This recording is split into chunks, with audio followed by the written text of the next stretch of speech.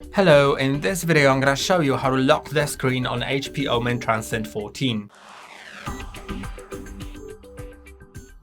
There are, I think, 2 or 3 methods we're gonna find out. The first one is clicking on the Windows logo, then clicking on the power icon and clicking on lock.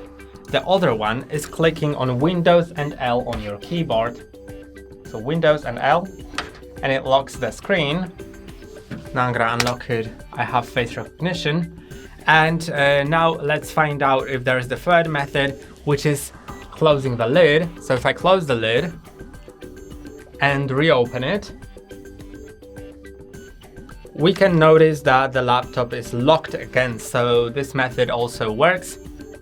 Because on some laptops, if you close the lid and reopen it, it'll go to the lock screen but won't require a password unless that lid has been closed for like at least a minute, for example.